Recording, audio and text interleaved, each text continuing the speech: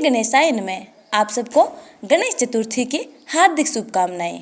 एक बार महादेव जी पार्वती सहित नर्मदा के तट पर गए। वहां एक सुंदर स्थान पर पार्वती जी ने महादेव जी के साथ चौपड़ खेलने की इच्छा व्यक्त की। तब शिव जी ने कहा, हमारी हार जीत का साक्षी कौन होगा?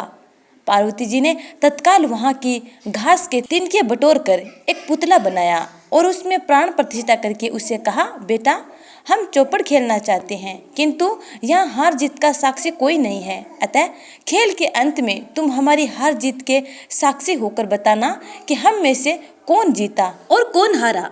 खेल आरंभ हुआ। देव योग से तीनों बार माँ पार्वती ही जीती। जब अंत में बालक से हार जीत का निर्णय कराया गया तो उसने महादेव जी को विजयी बताया। परिणामतः पार्वती जी ने क्रुद्ध होकर उसे एक पांव से लंगड़ा होने और वहां के कीचड़ में पड़ा रहकर दुख भोगने का शाप दे दिया।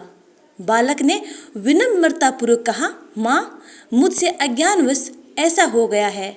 मैंने किसी कुटिलता या द्वेष के कारण ऐसा नहीं किया। मुझे क्षमा करें तथा शाप से मुक्ति का उपाय बताएं। तब ममता रूपी माँ पार्वती को उस पर दया आ गई और बोली, यहाँ नाग कन्याएं गणेश पूजन करने आएंगी। उनके उपदेश से तुम गणेश व्रत करके मुझे प्राप्त करोगे। इतना कहकर वे कैलाश पर्वत पर चली गई। 1 वर्ष बाद वहाँ श्रावण में नाग कन्याएं गणेश पूजन के लिए आई। नाग कन्याओं ने गणेश व्रत करके उस बालक को भी व्रत की विधि बताई। तत्पश्चात बालक ने 12 दिन तक गणेश जी का व्रत किया। तब गणेश जी ने उसे दर्शन देकर कहा, मैं तुम्हारे व्रत से प्रसन्न हूँ, मनोवांछित वर मांगो। बालक बोला, भगवान मेरे पाँव में इतनी शक्ति दे दो कि मैं कैलाश पर्वत पर अपने माता पिता के पास पहुँच सकूँ और वे मुझ पर प्रसन्न हो जाएं। गणेश जी ने कहा, तथास्तु, और वे अंतर्धान हो गए। बालक भगवान शिव के चरणों में पहुँच गया। शिव जी ने उससे वहां तक पहुंचने के साधन के बारे में पूछा। तब बालक ने सारी कथा भगवान शिव को सुना दी। उधर उसी दिन से अप्रसन्न होकर माँ पार्वती शिव जी से भी विमुख हो गई थी। तदुपरांत भगवान शंकर ने भी बालक की तरह 21 दिन पर्यंत श्री गणेश का व्रत किया, जिसके प्रभाव से माँ पार्वती के मन में स्वयं महादेव जी से मिलने की इच्छा जागृत हुई। वे शीघ्र ही कैलाश पर्वत पर आ पहुंची। वहां पहुंचकर पार्वती जी ने शिव जी से पूछा, भगवान आपने ऐसा कौन सा उपाय किया जिसके फल स्वरूप मैं आपके पास भागी भागी आ गई हूँ? शिव जी ने गणेश व्रत का इतिहास उन्हें कह सुनाया। तब माँ पार्वती ने अपने पुत्र कार्तिकेय से मिलने की इच्छा से 21 दिन पर्यंत 21 की संख्या में दुर्वा, पुष्प तथा लड्डुओं से गणेश जी का पूजन किया। 21वें दिन कार्तिकेय स्वयं ही पार्वती जी से आ मिले। उन्होंने भी अपनी माँ के मुख से इस व्रत का महात्म्य सुनकर व्रत किया। कार्तिकेय ने यही व्रत विश्वामित्र जी को बताया। विश्वामित्र जी ने व्रत करके गणेश जी से जन्म से मुक्त होकर ब्रह्म ऋषि होने का वर मांगा। गणेश जी ने उनकी मनोकामना पूर्ण की। ऐसे हैं श्री गणेश जी जो सबकी मनोकामनाएं पूर्ण करते हैं। आइए अब जानते हैं आखिर गणेश चतुर्थी की शुरुआत हुई कैसे। एक बार महादेव जी स्नान के लिए भोगावती गए। उनके जाने के पश्चात माँ पार्वती ने अपने तन के मैल से एक पुतला बनाया और उसका नाम गणेश रखा।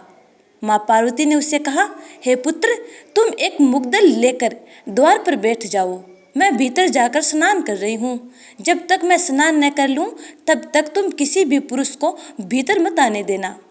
भोगावती में स्नान करने के बाद जब भगवान शिव वापस आए तो श्री गणेश ने उन्हें द्वार पर रोक लिया। इसे शिव जी ने अपना अपमान समझा और क्रोधित होकर उनका सिर धड़ से अलग करके भीतर चले गए। पार्वती ने उन्हें नाराज देखकर समझा कि भोजन में विलंब होने के कारण महादेव जी नाराज हैं।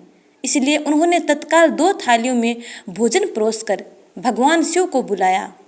तब दूसरा थाल देखकर तनिक आश्चर्यचकित होकर भगवान शिव ने पूछा, यह दूसरा थाल किसके लिए है? माँ पार्वती बोली, पुत्र गणेश के लिए है, जो बाहर द्वार पर पहरा दे रहा है। यह सुनकर भगवान शिव और अधिक आश्चर्यचकित हुए। तुम्हारा पुत्र पहरा दे रहा है? माँ पार्वती ने कहा, हाँ नाथ, क्या आपने उसे देखा नहीं? भगवान शिव बोले, हाँ देखा तो था, किंतु मैंने तो अपने रोके जाने पर उसे कोई उदंड बालक समझकर उसका सिर काट दिया। यह सुनकर माँ पार्वती जी बहुत दुखी हुई, फिर विलाप करने लगी। माँ पार्वती जी को प्रसन्न करने के लिए भगवान शिव ने एक हाथी के बच्चे का सिर काटकर बालक के धड़ से जोड़ दिया। माँ पार्वती जी इस प्रकार पुत्र गणेश को पुनः पाकर बहुत प्रसन्न हुई। उन्होंने पति तथा पुत्र को प्रीतिपूर्वक भोजन कराकर बाद में स्वयं भोजन किया। यह घटना भाद्रपद शुक्ल चतुर्थी को हुई थी, इसीलिए यह तिथि पुण्य पर्व के रूप में मनाई जाती है। तो हे स्नेहीजनों, ये थी गणेश चतुर्थी व्रत कथा। भगवान गणेश सभी के मंगल कार्य पूर्ण करे, इसी मंगल कामना के साथ इस वीडियो का यहीं पे समापन करते हैं। यदि आपको ये वीडियो अच्छे लग रहे हैं तो लाइक कमेंट कर चैनल को सब्सक्राइब कर बेल आइकन को जरूर दबा लीजिएगा, ताकि आने वाली वीडियो का नोटिफिकेशन आप तक टाइम पर पहुंच जाए। अगले वीडियो का इंतजार करना। तब तक के लिए जय श्री गणेश। राधे राधे।